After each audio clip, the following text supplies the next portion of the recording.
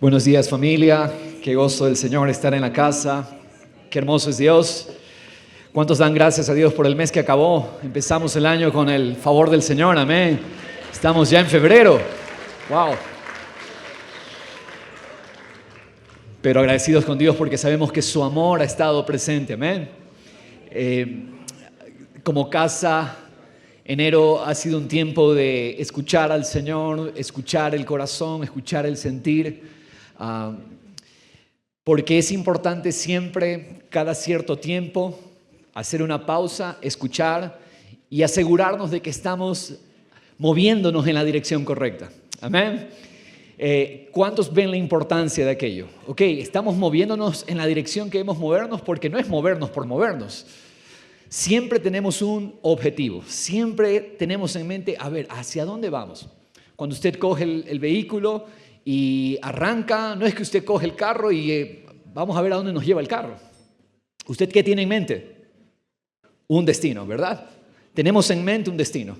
Y ese destino calibra la ruta que debemos seguir, el camino que debemos seguir. Por eso, familia, queremos empezar a compartir una serie de mensajes que nos refresquen cuál es la meta hacia donde estamos yendo. Como casa espiritual que somos, esta comunidad espiritual, centro familiar cristiano, ciudad de la verdad, ¿será que estamos moviéndonos en la dirección correcta hacia el destino que Dios nos ha llamado? Porque si no es así, entonces hay que recalibrar y hay que ponernos nuevamente en la ruta. ¿Hacia dónde vamos y cómo nos movilizamos? ¿Cómo nos movilizamos hacia ese objetivo? Generalmente, toda organización, toda comunidad, toda familia incluso, debe tener claro el destino. Debemos tener claro la meta. Porque podríamos que el asunto se trata de tener cultos por tener cultos, tener encuentros y reuniones. ¿Y por qué hacemos eso? Porque hay que hacerlo. No. Definitivamente tiene que haber un objetivo. Tiene que haber una meta. Tiene que haber un propósito mucho más alto y asegurarnos que estamos todos caminando en ese propósito. ¿Estamos de acuerdo, familia? ¿Sí? ¿Cuántos quieren asegurarse de que están en ruta? ¿Cuántos queremos estar seguros de que estamos moviéndonos y que no estamos haciendo cosas por hacer? Porque, hermanos, algo que mata la vida es el activismo. ¿Sí? Y ese sentido de que realmente somos valiosos cuando estamos haciendo algo. Y entonces eso trajo el pecado, una conciencia de que, ok, hay que hacer cosas por hacer. ¿Por qué? ¿Por qué te levantas el lunes? No, porque ya, pues hay que ir a trabajar. Pero no tenemos objetivo claro. ¿Por qué nos levantamos? ¿Por qué nos esforzamos? ¿Por qué estamos haciendo lo que estamos haciendo? Y es el deseo de Dios traer claridad, de tiempo en tiempo, refrescarnos, que estamos yendo hacia donde debemos ir, que todo lo que estamos haciendo no son golpes al aire. El apóstol Pablo en 1 Corintios 9 dice, me tengo que asegurar que no he corrido en vano. ¿Se imaginan haber estado corriendo una carrera y al final darte cuenta que corriste en vano? Me tengo que asegurar, dice Pablo, que no estoy dando golpes al aire. Que si vamos a entrar en una lucha, asegurémonos que estamos dando el golpe certero. Entonces, familia, hoy queremos hablar de un primer aspecto llamado familia espiritual, que está en la visión de Dios, en la visión de Cristo. Es importante, toda comunidad que no sabe hacia dónde va termina desperdiciando la vida. Hay comunidades espirituales que empezaron bien, comunidades cristianas que empezaron bien. De repente pasaron los años y se secaron. Usted ha escuchado tal vez, oiga, había un despertar de Dios, había un avivamiento y de repente, ¡bum!, se secó. Porque algo que mata la vida es no tener claro hacia dónde estamos yendo. Porque entonces nos agotamos, nos cansamos. Recordar el destino nos va a devolver esperanza. Recordar el destino nos va a devolver enfoque, sentido, familia. No estamos avanzando por inercia. A veces hay cosas que se están moviendo por inercia. ¿Qué significa eso? Tuvo un empujón y va ahí moviéndose, se está moviendo. Se está moviendo, pero llega un momento donde se va a parar. Porque lo que lo está moviendo es la inercia. El movimiento previo, el empujón previo, la fuerza previa lo tiene en movimiento, pero hay fuerzas de fricción y el viento que eventualmente hará que eso se detenga y no siga avanzando. No avanzamos por inercia, la iglesia avanza porque Cristo ya trazó el camino y Cristo nos ha dado el poder para avanzar. Que no nos encontremos por inercia. ¿Por qué estás aquí ya? Porque es la fuerza que me queda, la fuerza que tengo. No. Y es importante entonces tener claro la visión. ¿Qué es la visión? La visión es un término que nos ayuda a entender destino. Futuro, hacia dónde queremos ir. Todavía quizás no hemos llegado, pero asegurémonos que vamos para allá. ¿Cuántos les pasa, no? Cuando han ido de viaje, han salido en el carro, un viaje familiar, vamos a, yo qué sé, a la playa o vamos a tal lugar. Y los niños empiezan a preguntar, ¿ya llegamos? Ya, papá, ya llegamos. Y apenas ha empezado la ruta, apenas ha empezado el viaje. Y el niño está preguntando, insistiendo, ya llegamos. Ahora, ¿por qué el niño pregunta? Porque el niño está entusiasmado por llegar a la meta. Y es necesario. Y a veces podría pasar, y no deberíamos molestarnos, cuando personas nos preguntan, oye, ¿y hacia dónde estamos yendo? Es natural. Porque todos esperamos llegar. Todos anhelamos llegar al rumbo, llegar a la meta. Entonces, familia, es importante. Pero es importante dejar claro algo. Que no es que como comunidad espiritual o que el pastor Fersen, la pastora Patricia, el pastor Diego se inventaron la visión. No podemos inventarnos la visión porque Cristo ya trazó la visión. Sí, podemos formular la visión con diferentes palabras. Una comunidad cristiana formula la misma visión con otras palabras, pero todos debemos tener la misma visión. La iglesia de Cristo tiene una sola visión. ¿Por qué? Porque Cristo dejó establecido hacia dónde debemos ir. Cristo dejó establecido hacia dónde vamos. No es que cada comunidad, cada iglesia, cada congregación dice, ok, nuestra visión va a ser hacia acá, nuestra visión para acá. No. Al final, con diferentes palabras, todos deberíamos estar calibrados a la misma visión. Todos tenemos que tener en el GPS el mismo punto de destino. En el mapa de Google, todos tenemos que poner el mismo destino, el que Cristo trazó. Y la ruta es también importante. ¿Qué es la ruta? Si la visión es el destino, la ruta es el mapa, es la misión. La misión es lo que tenemos que hacer ahora en el presente para llegar a la meta futura. Misión es lo que nos estamos ocupando hoy para lograr llegar a esa meta. Tanto la visión, la meta, como la misión, el trabajo presente, Cristo lo dejó establecido. Cristo dejó establecido hacia dónde vamos. Por lo tanto, ningún pastor, ningún profeta, ningún apóstol, nadie está inventando la misión. Lo que tenemos que hacer, ¿qué es? Sintonizarnos a la visión y a la misión que Él nos dio.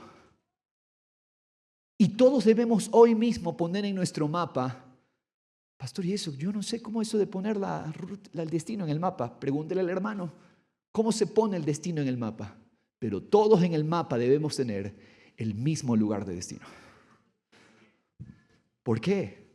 Porque es la visión que Cristo nos dio, que Cristo nos dejó. ¿Podrán caminar juntos dos personas que caminan en diferentes direcciones? No. ¿Qué necesitan? ¿Ponerse? De acuerdo. Y si hemos de avanzar, necesitamos todos ponernos de acuerdo, no con el pastor, tenemos que ponernos de acuerdo con Cristo. ¿De acuerdo, familia? Todos vemos esto aquí. El mapa no lo estamos rediseñando, el mapa lo estamos siguiendo. Es importante entender eso. Cristo no nos pidió creatividad para redefinir la visión. No necesitamos ser creativos para la visión, porque Cristo ya la estableció. ¿Qué es lo que necesitamos? Creatividad no, necesitamos fidelidad a la visión que Él trazó. ¿Entendemos esto, familia? No necesitamos ser creativos. A ver, inventémonos, pastor, ¿hacia dónde vamos a ir? No. Necesitamos ser fieles a lo que Él ya dijo. ¿Qué es lo que Él trazó? Familia, porque es Cristo quien edifica su iglesia. Es Cristo quien la está llevando. Y no queremos encontrarnos en otro plan. sino en lo que Cristo está moviendo, en lo que Cristo está dirigiendo. Porque Él es el que edifica la iglesia. Ningún pastor edifica la iglesia. Cristo es el que dijo, yo edificaré mi iglesia. Y todo lo que la ataca, todo lo que se opone a mi reino en la tierra, no va a prevalecer contra mi iglesia, contra mi reino. Vamos a Efesios capítulo 4, por favor. Versículo 10. Quiero leer con ustedes algunos versículos que sirven de fundamento para entender esa visión, hacia dónde vamos, esa misión, qué tenemos que ocuparnos hoy. Efesios 4, verso 10, me gusta siempre leer junto con usted porque tenemos que ponernos de acuerdo. ¿De acuerdo? Leamos juntos, verso 10, estamos leyendo en Nueva Traducción Viviente. Y el que descendió es el mismo que ascendió por encima de todos los cielos. ¿De quién está hablando? Jesucristo.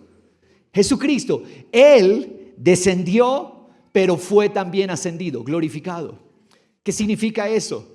Que el camino al cielo fue abierto. En su descenso Él tomó nuestra condición, en su ascenso Él abrió el acceso a toda la realidad del Padre para nosotros.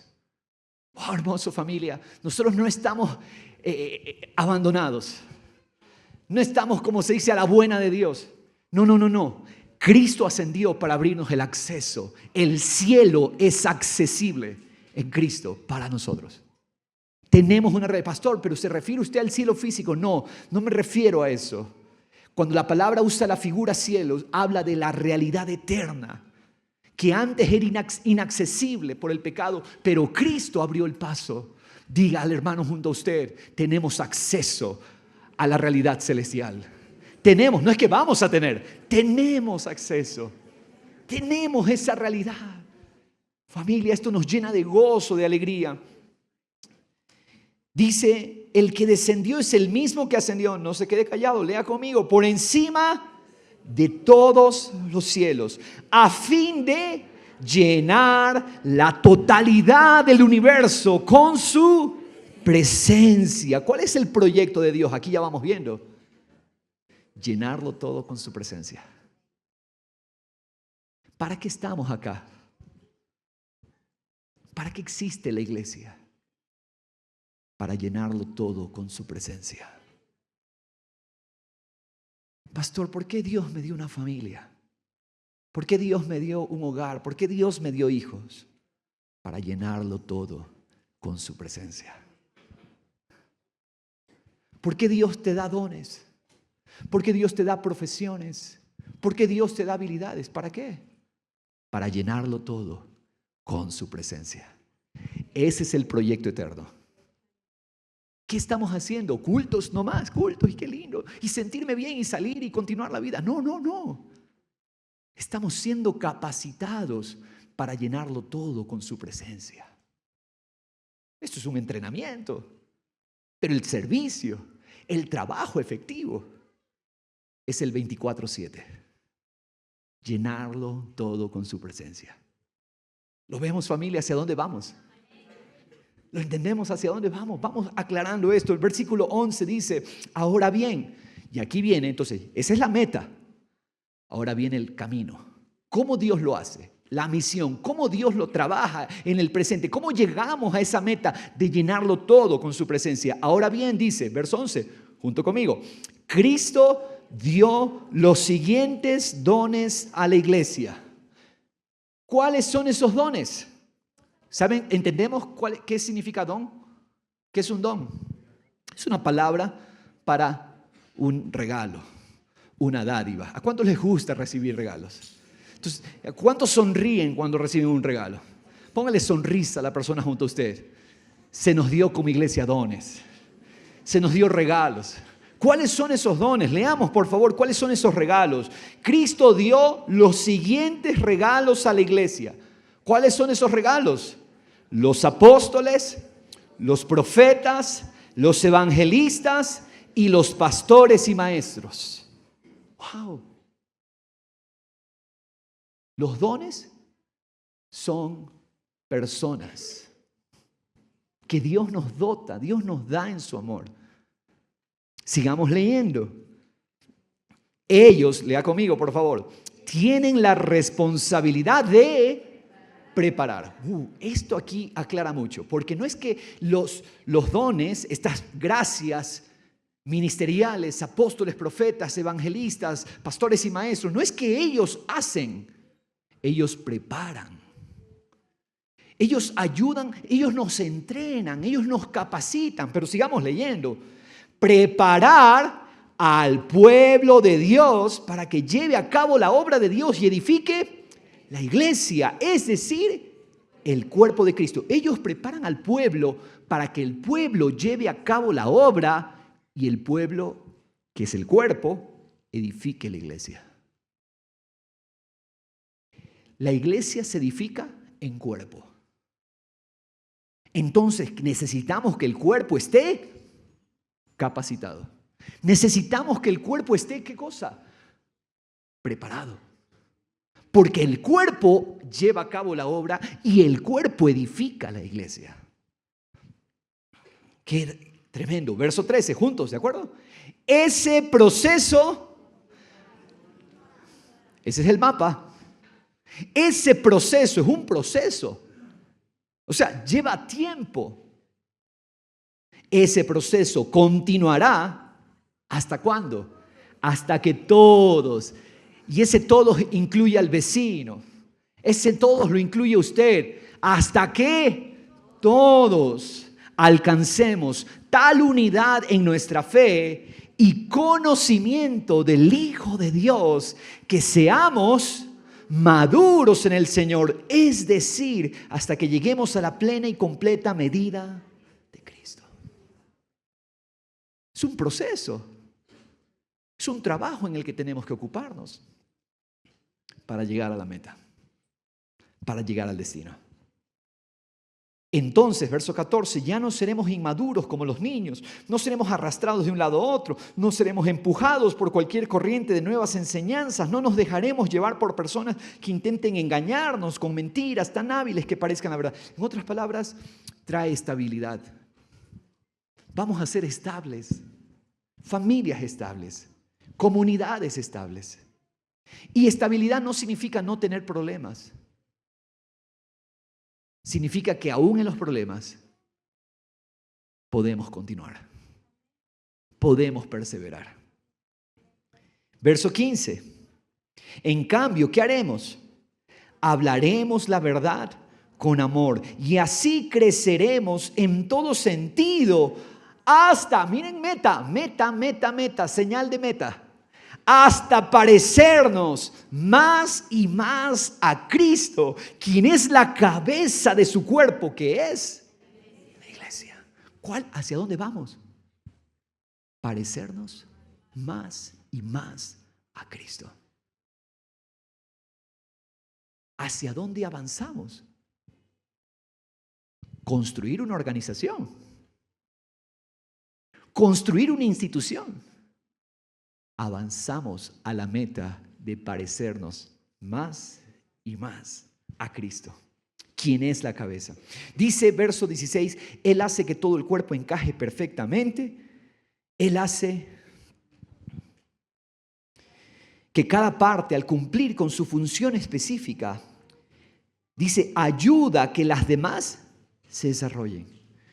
Tu presencia en el cuerpo hace que otros se desarrollen. ¿No es maravilloso? No importa tiempo de antigüedad, no importa conocimiento, pero Él nos está recordando que cada uno de nosotros, cuando operamos en el cuerpo, ayudamos a que otros avancen, a que otros se desarrollen. Y entonces todo el cuerpo crece y está sano y lleno de amor. Entonces, formulando todo esto que hemos leído en palabras, ¿hacia dónde vamos? ¿Cuál es la visión? Ser una familia espiritual, centrada en Cristo, que vive como cuerpo, madura en Él y extiende el reino formando a Cristo en otros. Esa es la meta. La meta hay que dejarla clara. Queremos ser una familia espiritual. Operar como familia. Ya somos familia espiritual, pero las familias efectivas no son las que dicen somos familia. Hay muchas familias, pero que no operan como familias. ¿Cuál es la meta? Somos familia, pero queremos llegar a la meta de vernos operando como familia, funcionando como familia espiritual. ¿Y cómo llegamos hacia allá? Ok, hacia allá vamos, pastor. Pero ¿y cómo lo logramos? Ese es el qué. ¿Y el cómo? ¿Cómo lo hacemos? Suena bonito, pero pastor, suena difícil eso. ¿Cómo avanzamos hacia esa meta? Una palabra o una frase sencilla, pero profunda. Haciendo discípulos de Jesucristo. ¿Cuál es el cómo? ¿Cómo avanzamos hacia esta dirección? Encargándonos de hacer lo que Él nos dijo que hagamos. Hacer discípulos de Jesucristo. No discípulos de corrientes humanas. No discípulos de personas independientes de Dios, sino discípulos de Cristo Jesús. En otras palabras, discipulado. Cada encuentro nuestro, este es un encuentro, cualquier momento que nos encontremos, más tardecito nos encontramos en un restaurante, cualquier encuentro busca la misma meta y la misión es la misma. Que tú puedas conocer más a Jesucristo a través de mí, que yo pueda conocer más a Cristo a través de mí. Así nos vayamos a tomar un café, así nos vayamos a la piscina, así hagamos lo que hagamos, tocamos juntos un instrumento, pero en lo que hacemos vamos a conocer más a Cristo. Y eso se llama discipulado. Todo lo que debemos estar haciendo es discipulado. Es que nosotros pensamos que discipulado tiene que ver con una enseñanza, con un pizarrón y con un marcador. Y todos esos espacios son necesarios. Pero el discipulado trasciende. Cuando usted se sienta con alguien y usted escucha a esa persona y al Espíritu de Dios le da una palabra para esa persona, usted está formando a Cristo. Y eso se llama discipulado. ¿Cuál es la forma? ¿Cuál es la manera? Discípulos de Cristo, acompañándolos a crecer, servir y expresar la vida de Cristo en todas las esferas de la vida. Entonces, quiero profundizar con usted en el término familia espiritual.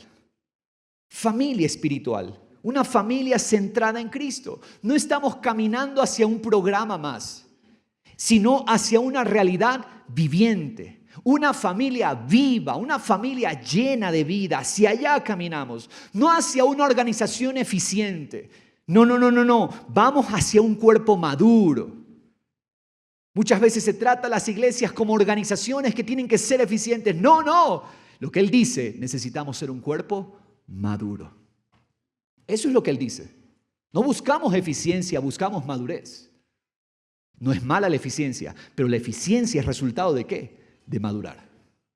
Exactamente. Cuando maduramos, nuestras relaciones se vuelven estables. Y eso es eficiencia, porque relaciones inestables desgastan. Relaciones inestables drenan. Te quita vida, te chupa vida. Pero relaciones estables, ¿qué hacen? Aun cuando haya dificultades, relaciones estables. ¡Wow!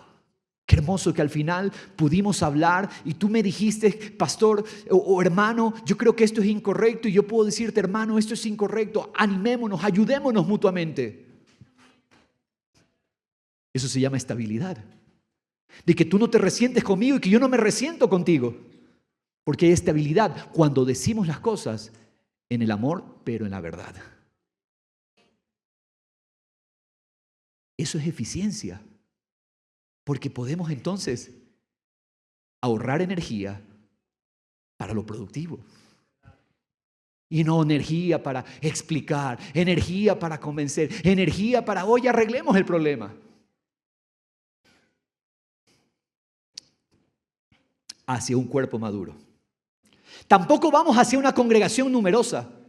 Esa no es la meta. No es la meta ser una congregación numerosa, sino una familia formada en amor. El resultado numérico lo produciría el Señor. Pero nosotros tenemos que enfocarnos en lo que Él quiere que nos enfoquemos. Muchas veces se buscan números. Cuando tú persigues los números se escapan. No persigues el número, persigue la salud. Tú persigues la salud y el número vendrá solo. Esto es, bíblicamente lo podemos sostener, pero es importante entender la meta. Cristo se ha formado a ser discípulos acompañados, no asistentes, no acumular asistentes. ¿Cuál es la meta? Que cada persona que se dice, yo soy parte del Centro Familiar Cristiano, Ciudad de la Verdad, yo estoy siendo discipulado. Estoy creciendo como discípulo de Cristo. Esa es la meta, familia. Ahora, enfocándonos en de que somos familia. ¿Por qué somos familia? Quiero darle 3 razones por las que somos familia. Primera razón, porque hemos nacido de Dios. La familia no se elige, la familia se recibe. ¿Cuántos escogieron la familia en la que nacieron? Levanten la mano los que escogieron su familia. Ninguno escogió su familia. La familia, usted simplemente, ¿qué hizo? La recibió. Y así es ser nacidos de Dios. Usted no escogió, usted fue nacido de Dios. Qué hermoso es eso, familia. Nadie decide nacer, simplemente nace. Así también nosotros nacimos de Dios. No entramos por afinidad. Cuidado, vayamos a creer que esto es un club donde entramos porque tenemos intereses afines. No, no, no. No estamos aquí por afinidad, estamos aquí por nacimiento. ¿Por qué somos parte de la familia? ¿Por qué yo tengo que entender, me debo a una familia? No porque seamos afines. Los intereses suyos con los del hermano quizás sean diferentes, pero no estamos aquí por afinidad, sino por nacimiento. Porque nacimos de Dios. Familia, no somos hijos por simpatía. Es que yo voy allá porque me simpatiza. No, no, no. Usted pertenece a la iglesia de Cristo porque se le dio una vida espiritual. Se le impartió una vida del cielo. Nacer de Dios es la realidad más alta. Vea, por favor, vaya conmigo a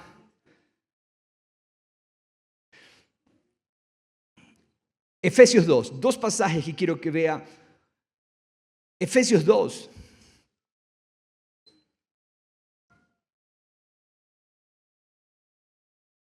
Verso 17 dice, Cristo les trajo la buena noticia de paz, tanto a ustedes, los gentiles que estaban lejos de Él, como a los judíos que estaban cerca. Ahora, lea conmigo, todos podemos tener acceso al Padre por medio del Espíritu Santo, gracias a lo que Cristo hizo por nosotros. A la familia. Salmo 27 dice, aunque padre y madre me dejaren, estoy en la mejor familia. Estamos en la familia de Dios, nacimos a la familia de Dios. Continúe leyendo, por favor. Así que ahora ustedes, los gentiles, ya no son unos desconocidos ni extranjeros, son ciudadanos junto con todo el pueblo santo de Dios. Son miembros. Le está hablando usted a la persona junto a usted, te está hablando a ti. Somos miembros de la familia de Dios. Juntos, no separados. Juntos constituimos su casa. Juntos. Nunca es separados, siempre es juntos. El Espíritu contrario al Espíritu de Cristo, busca separarnos, aislarnos, ser herméticos. No, mi cristianismo es individual, mi fe es individual. No existe tal cosa. Juntos constituimos su casa, la cual está edificada sobre el fundamento de los apóstoles y los profetas. Y la piedra principal es Cristo Jesús mismo. Fuimos traídos a una casa, a una familia, donde Cristo es el fundamento de esa casa. Verso 21. Estamos cuidadosamente, mire, el Señor nos entretejió con cuidado. ¿Por qué me puso, pastor, el Señor a este hermano aquí? ¿Por qué me puso a este hermano acá? Él lo hizo con mucho cuidado. ¿Lo está leyendo? Estamos cuidadosamente unidos en Él y vamos formando un templo santo para el Señor. Por medio de Él, ustedes los gentiles también llegan a formar parte de esa morada donde Dios vive mediante su Espíritu. Qué hermoso es esto. Qué hermoso, familia. Entonces, ¿qué somos? ¿Hacia dónde queremos llegar? ¿Operar cómo? Como familia. Por eso podríamos usar el término hermano.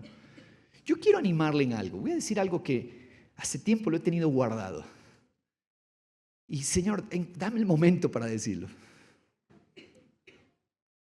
Hermanos, chus, no sé si detenerme en esto. Porque después se nos va el tiempo y no logramos la meta.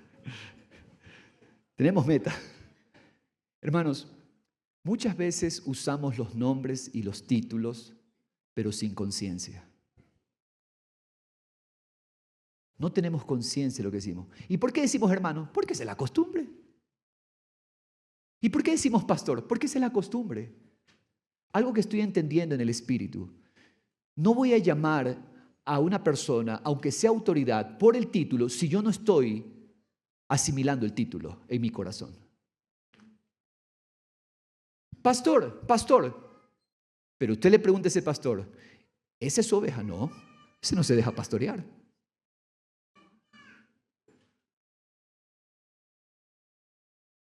Hermanos queridos, yo quisiera que esto cambie, pero le voy a decir una realidad. No todos se dejan pastorear. No todos se dejan cuidar. Por lo tanto, si usted no se deja cuidar, no le llame pastor al pastor, porque no es su pastor. No llamamos al apóstol porque, el apóstol. No. Con conciencia. Usamos los títulos. ¿Por qué usamos los títulos? Nos hemos acostumbrado a usar los títulos. Porque así hay que llamarlo. Llama a la persona como tú lo consideras en tu corazón. Bueno, no vamos a ir a eso. Hay mucha tela que cortar allí. Pero quiero que vaya a 1 de Juan 5, por favor, versículo 1. ¿Qué distingue a una familia? El amor. Una familia se distingue por la marca del amor. No porque todas las cosas van bien, sino porque a pesar de que hay dificultades, podemos amarnos. ¿Cuántas dificultades ha tenido usted con la persona, su familia, su esposo, su esposa que está al lado suyo, sus hijos? Hermanos, ¿quién nos dijo que no iban a haber dificultades? Van a haber dificultades, pero el amor cubre multitud de dificultades. El amor cubre multitud de pecados. Y el hijo puede ser todo lo rebelde, pero el amor nunca cesará. Lo que distingue a una familia, lo que nos distingue como familia de Dios, es su amor. Lo vemos. Eso es lo que dice Juan. Todo el que cree en que Jesús es el Cristo ha nacido de Dios. Todo el que ama al Padre ama también a sus hijos. ¿Cuál es la marca de que somos de Dios? Nos amamos. No significa, hermanos, que no tenemos inconvenientes. No significa que yo en algún momento voy a decir algo que no está bien y a usted le afectó. Pero en medio de eso, el amor gana. El amor vence. El amor vence sobre el juicio. Dice Santiago, el amor triunfa sobre el juicio. el amor es mayor. Así, cuando amamos a Dios y cumplimos sus mandamientos, sabemos que amamos a los hijos. La marca de una familia es el amor. Entonces, yo quiero traerle, o de hecho queremos traerle con un hermano que amamos mucho, una explicación de amor a la luz de la palabra. Y esta palabra es temer. Demos un fuerte aplauso a José Luis, que tiene una palabra de parte del Señor para nosotros en este momento. ¿Qué es amar a Dios? Sintonice su corazón, por favor, a esta realidad. José.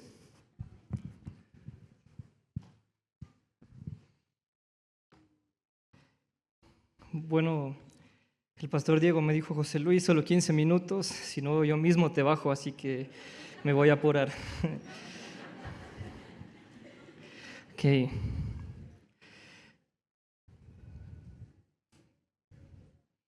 El Señor quiere que veamos plenamente lo que Él nos quiere mostrar. Y quisiera ir con usted, mi amado hermano, a el libro de Éxodo 1, el versículo 1, todo este capítulo primero de Éxodo. Y quiero ir con ustedes para acá, porque normalmente cuando vamos al Éxodo, dígame usted, ¿en qué personaje pensamos cuando vamos al Éxodo? En Moisés y todo lo que hizo, el Mar Rojo, las tablas de la ley, el maná, la columna de fuego y la nube en el desierto y todo, ¿sí? Pero lo que Dios trae hoy tiene que ver muy poco con Moisés, pero tiene que ver mucho con usted y conmigo. Y vamos allá. Y queremos ver, Señor, Jesús, Hijo de David. No vemos, Señor, pero queremos ver, Padre. Permítenos ver, Señor, plenamente lo que tú nos quieres mostrar. Amén. Vamos a leer Éxodo 1, versículo 1. Y empieza diciendo, estos son los nombres de los hijos de Israel que fueron a Egipto con Jacob. Cada uno fue con su familia. Rubén, Simeón, Leví y Judá. Isaacar, Zebulón y Benjamín, Dan, Neftalí, Gad y Aser. Todas las personas que descendieron de Jacob fueron 70 almas, pero José estaba ya en Egipto. Y murió José y todos sus hermanos y toda aquella generación. Pero los israelitas tuvieron muchos hijos y aumentaron mucho y se multiplicaron y llegaron a ser poderosos en gran manera y el país se llenó de ellos. ¿Sí? Esto es el preámbulo hacia lo que nos lleva a la historia de Éxodo. ¿Sí? Se da luego de la muerte de Jacob y luego de que él haya profetizado sobre sus hijos. También muere José y toda su generación. Toda esta generación ya pasó y viene una nueva donde se levantó otro. Y también se levantó otro faraón que no conoció a José. Y aquí inicia todo. Aproximadamente inicia luego de 400 años de todos los hechos y de donde muere José. Los israelitas llegaron a ser muy fuertes y numerosos. Llegaron a ser poderosos como lo leímos. Y viene aquí el versículo 8. Y esto es de aquí muy interesante. Se levantó sobre Egipto un nuevo rey que no conoció a José.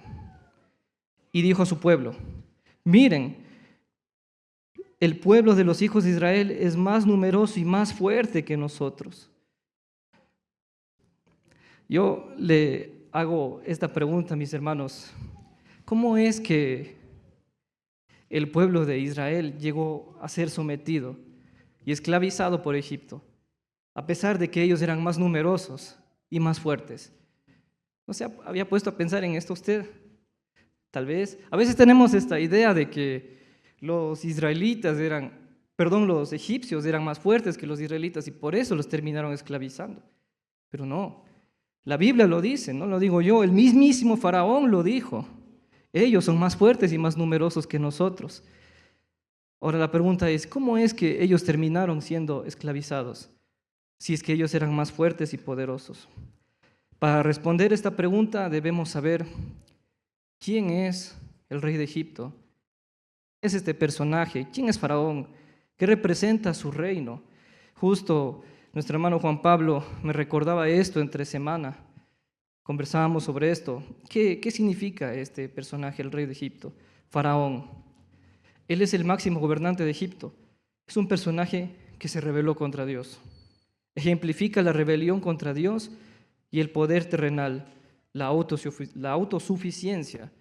Hasta este punto de la Biblia se nos explica en algunos estudios que el faraón hasta ahorita es el peor personaje que aparece en la Biblia. El personaje que más representa la autosuficiencia y la rebelión contra Dios. Y Egipto, ¿qué es Egipto? ¿Qué es su reino? Es el mundo gobernado por el enemigo que se rebela contra Dios. El faraón y su reino son este mundo caído que ignora a Dios y no lo conoce. Ahora, un pueblo más numeroso y fuerte, esclavizado por un reino caído de este mundo. ¿Cómo puede pasar esto? Quiero que dejemos en pausa Éxodo 1 y quisiera que vayamos a Juan 16:33, que nos dice, antes de entrar a este versículo, mis hermanos, Egipto no era mayor que Israel. Israel era mayor que Egipto. El mundo no era mayor que el pueblo de Dios. Y sin embargo terminaron esclavizados. Vamos a leer lo que dice Juan 16:33. Estas cosas les he hablado para que en mí tengan paz. En el mundo tienen tribulación, pero confíen, yo he vencido al mundo. Vamos a leer 1 de Juan 4:4 también, lo que nos enseña el apóstol Juan. 1 de Juan 4:4. Hijos míos, ustedes son de Dios y han vencido a los falsos profetas, porque mayor es aquel que está en ustedes que el que está en el mundo. El mundo no era mayor que el pueblo de Dios. El mundo no era mayor que los hijos de Dios. La palabra del Señor nos enseña que Él ha vencido al mundo y que mayor es el que está en nosotros que el que está en el mundo. Y a pesar de esto, muchas veces terminamos cediendo terrenos al enemigo. No porque Él sea más poderoso que nosotros. Mis hermanos, el mundo y su reino, el enemigo, ya está derrotado en la cruz. Ya es un enemigo derrotado. No es mayor que nosotros, mayor es el que está de aquí, dentro de nosotros, todo Dios dentro de nosotros. Pero, ¿cómo es que a veces terminamos cediendo terrenos al enemigo?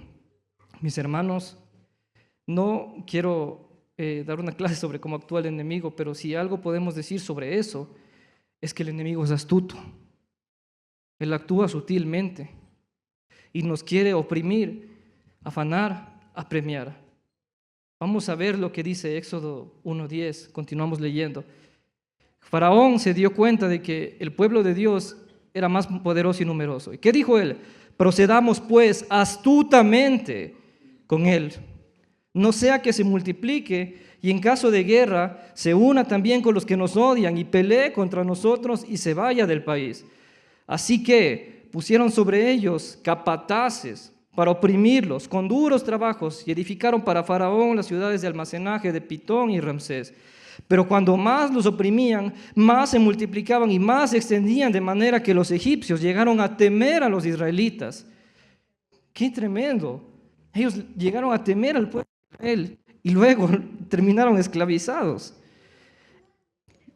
Los egipcios pues obligaron a los israelitas a trabajar duramente y les amargaron la vida con dura servidumbre, en hacer barro y ladrillos y en toda clase de trabajo del campo.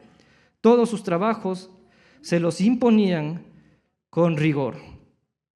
Egipto no esclavizó a Israel porque eran más poderosos, sino por la astucia de Faraón, quien puso opresión y amargura sobre Israel, como lo leímos. El pueblo de Israel, a pesar de ser más fuerte y numeroso, terminó esclavizado. ¿Y por qué? Aquí viene la respuesta. Cuando algo nos llega a oprimir, nos llega a afanar, nos llega incluso a asustar, cuando le tenemos miedo a eso, cuando tenemos temor al mundo y a lo que está en el mundo. Tenía más poder y sin embargo se dejó oprimir por el faraón porque le tuvieron miedo. ¿Sí? Y a mí recordaba a veces, bueno, cuando estábamos en el colegio, a veces había el típico inspector, el Señor bravo que si nos ve haciendo algo malo nos va a suspender o algo. Si es que fuera alguien a quien nosotros no le tuviéramos miedo, nos diera igual quién es. Pero viendo que es el inspector, que nos puede pasar algo, a veces decimos, y ahora ojalá que no me vea, y le llegamos a tener miedo de escondernos de él, y a veces nos oprime encontrarnos con él y todo. El jefe del trabajo que nos oprime, pues muchas veces le llegamos a tener miedo a esas cosas. Para que alguien o algo nos oprima, nos amargue y nos afane, es porque le llegamos a tener miedo a eso. Las circunstancias, los problemas y afanes de este mundo nos oprimen. A veces le tenemos miedo a las enfermedades, tenemos miedo a que nos pongamos más de salud. ¿Por qué? Porque le tenemos miedo a la enfermedad. Nos esclaviza y nos derrota por el temor que tenemos a esas cosas, a pesar de que mayor es el que está en nosotros. Podemos tener el poder en nosotros, pero el temor a lo que está en el mundo no nos deja activarlo. Ahora, mis hermanos, en la mañana justamente nos enseñaba Belén que los sentimientos son parte de nosotros y Dios nos creó así. Pero ¿qué vamos a hacer con esto? Déjenme decirle, hay una esperanza para nosotros. Y vamos a continuar lo que sigue en Éxodo 1, el versículo 15, y dice, entonces, cuando hay un entonces en la Biblia, póngale mucha atención, ¿sí? Entonces el rey de Egipto habló a las parteras de las hebreas, una de las cuales se llamaba Cifra y la otra Puá, y les dijo, cuando estén asistiendo a las hebreas a dar a luz y las vean sobre el lecho del parto, si es un hijo, le darán muerte, pero si es una hija, entonces vivirá. Aquel hombre que había logrado conquistar a toda una nación más numerosa y poderosa que él, las manda a llamar. Todo el mundo hacía lo que el faraón decía. Imagínense en ese plano usted, y que el faraón los mande a llamar a usted. ¿Qué harían si él ya ha conquistado a todo un pueblo, los ha oprimido y nos llama a nosotros y en su presencia? Pero ¿qué dice el versículo 17? Pero las parteras temían a Dios y no hicieron como el rey de Egipto les había mandado, sino que dejaron con vida a los niños. Hay algo muy profundo y muy edificante en estas dos parteras. A pesar de que todo el pueblo temía a Faraón y hacía lo que él decía, ellas temían a Dios y no hicieron lo que Faraón les dijo. Ahora, cuando mencionamos el temor de Dios, quisiera que tengamos entendimiento de esto un nuevo entendimiento sobre el temor a Dios. Quisiera que lo entendamos como el amar a Dios, la devoción que le entregamos a nuestro Señor. ¿Cuánto amor le estamos entregando a nuestro Señor a causa de que Él nos amó? El amar a Dios. Ahora, le planteo esta pregunta. ¿Qué hubiera pasado si las dos parteras se dejaban oprimir por el rey de Egipto?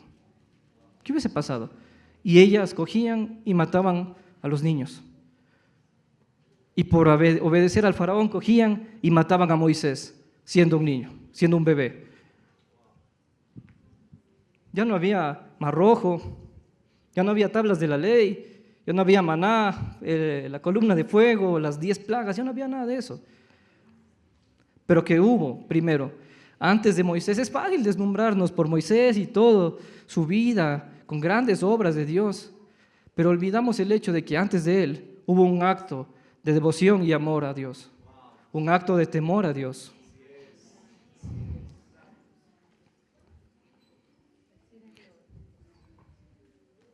La importancia de un acto de temer a Dios de estas parteras, quienes fueron el principio de lo que luego fue un prototipo de nuestro Salvador.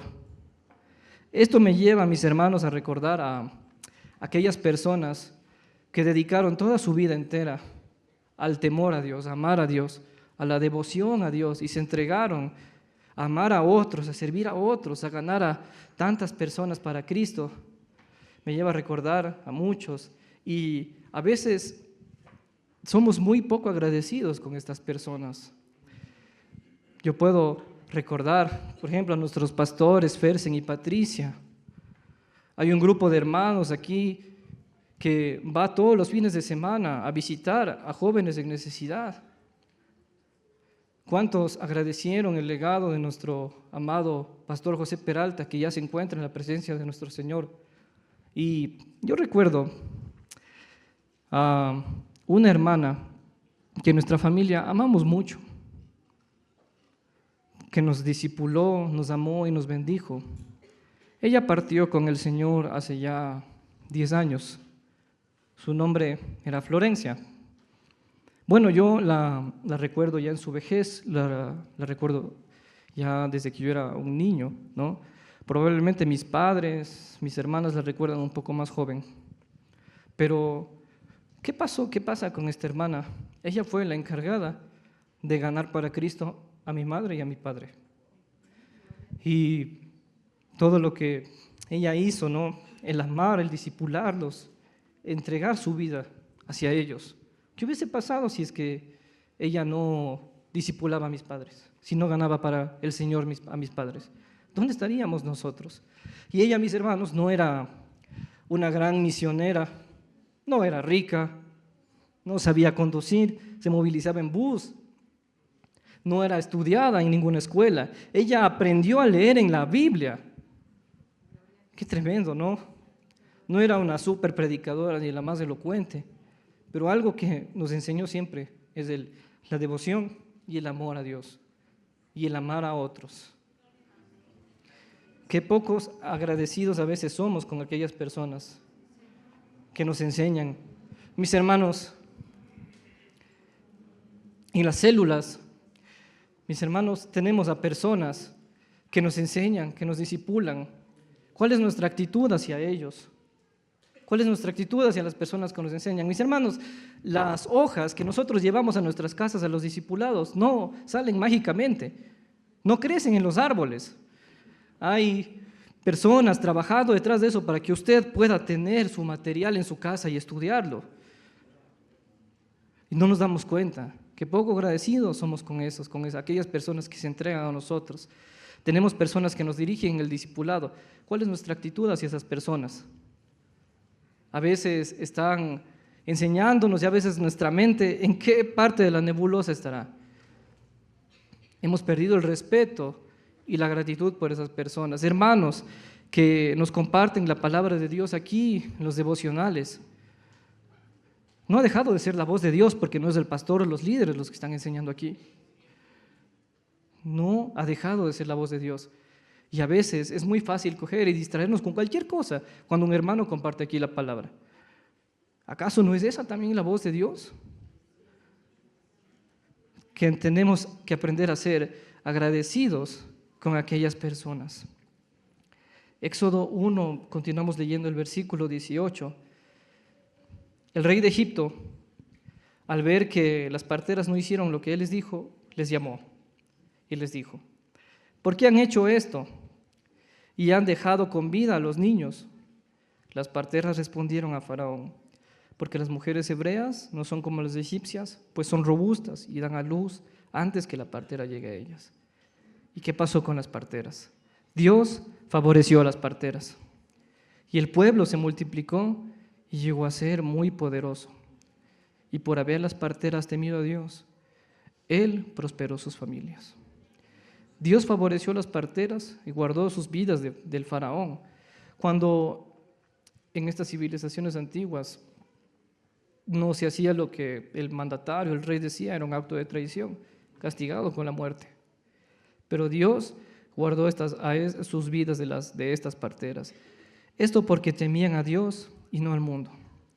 Las parteras, mis hermanos, eran las encargadas de recibir a los niños cuando nacían, a los hijos de Israel, a los hijos del pueblo de Dios. Ellas eran las encargadas de recibirlos al nacer.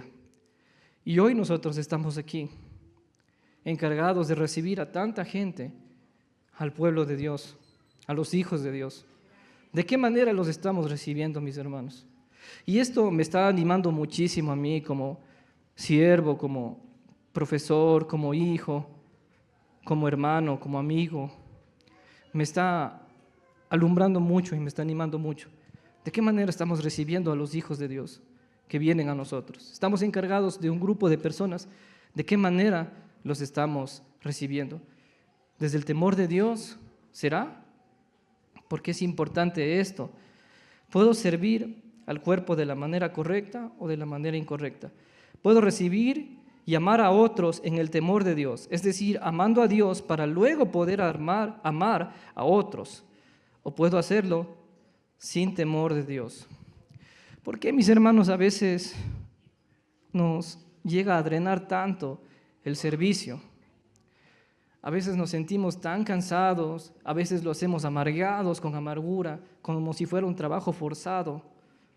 Lo llegamos a hacer así y tenemos que evaluarnos. ¿Estamos haciéndolos desde el amor y devoción a Dios? ¿O estamos haciéndolos con nuestro enfoque en otras cosas? Los israelitas, por no haber temido a Dios y haber tenido más al mundo, terminaron oprimidos y con trabajos forzados y amargados en su vida. ¿De qué manera estamos recibiendo a las personas? ¿De qué manera estamos sirviendo a las personas que vienen a nosotros? ¿Qué debemos hacer entonces con todo esto? Sobre todas las cosas, prioricemos evaluarnos y asegurémonos de que estamos amando y temiendo genuinamente a Dios por sobre todas las cosas. Y recibamos a las personas en el amor de Dios para poder amarlas genuinamente. El enemigo es astuto y sutil, pero mayor es el que está en nosotros que el que está en el mundo. Mis hermanos, las parteras fueron el inicio de un gran camino de un hombre, pero es necesario que ellas temían a Dios, que ellas temieran a Dios. Y hoy nosotros estamos aquí. ¿Para quiénes estamos preparando un camino de bendición? ¿A quién le estamos trazando el camino? ¿Qué estamos haciendo con las personas que tenemos bajo nuestra responsabilidad? ¿Estamos trazando el camino en el temor de Dios para aquellas personas? Es muy importante lo que hacemos. Mis hermanos, no sabemos quiénes pueden ser las personas que tenemos a nuestro lado y qué planes pueden tener Dios para aquellos niños que los vemos chiquititos, pero no sabemos qué Dios tiene preparado para ellos. Así que el momento de temer a Dios es hoy. Hoy estamos aquí sentados escuchándome al José Luis, que ya se pasó los 15 minutos. Hoy estamos aquí sentados. Entonces el momento de temer a Dios es hoy. Hoy necesitan, hay gente, niños espirituales, niños físicos que necesitan que el camino les sea trazado. Estamos trazando un camino de bendición para aquellos que vienen detrás de nosotros. Necesitamos amar a Dios genuinamente para eso. El momento de temer a Dios, mis hermanos, es hoy.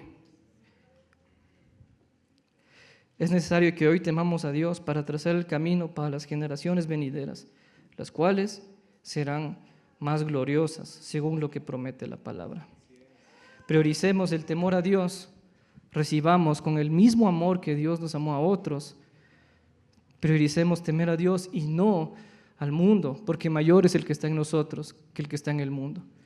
Preparemos el camino para los que vienen y seamos de bendición.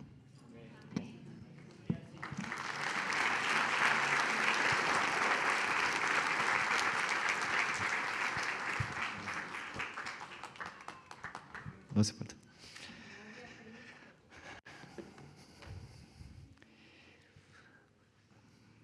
Porque las familias tienen una marca, y es la marca del amor.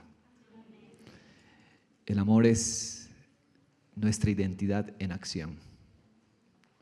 ¿Por qué amamos? Porque somos hijos de Dios. Por eso amamos. El que no ama todavía no se ve como hijo. Pero el que se ve como hijo, inevitablemente va a amar a otros. Va a amar a Dios. ¿Cómo sabemos que estamos amando a Dios? Juan lo decía hace un momento, cuando amamos al hermano.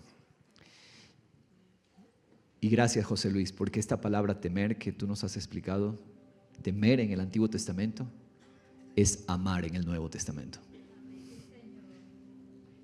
¿Qué es temer a Dios? ¿Tenerle miedo? No. Lo explicaste muy bien, José. Temer a Dios es amarlo a Él. Más que lo que el mundo pueda decir, más que lo que el mundo pueda amenazar. Es que Dios nos cautiva con su amor.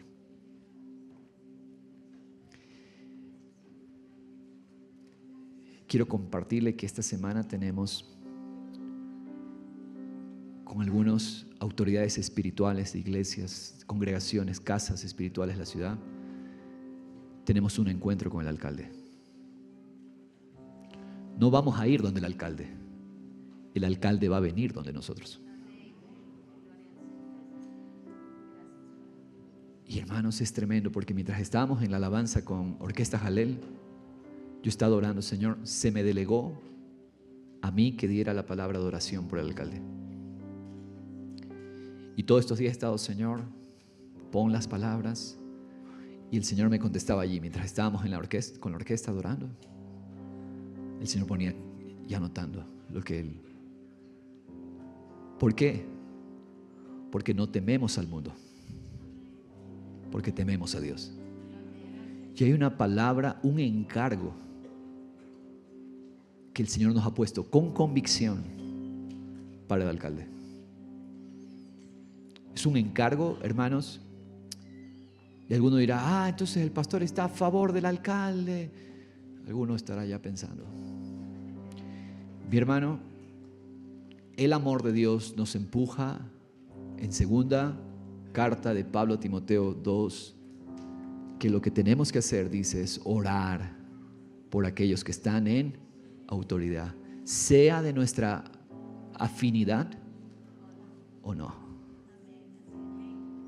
Nuestra función es orar y decirle, Señor alcalde, en honra, en respeto, en amor, esto es lo que Dios le dice. Y hay una especificación clara en este momento de lo que Dios le está diciendo. Que la marca que nos distingue sea el amor. Y al final allí hay un hombre con una familia detrás. Hay personas allí que necesitan no los discursos de la iglesia, pero la evidencia de un genuino amor. Porque ¿a dónde vamos?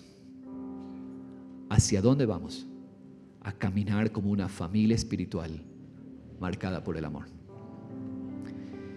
Si nos ayuda a ponernos de pie, que ya hemos estado sentados un buen momento.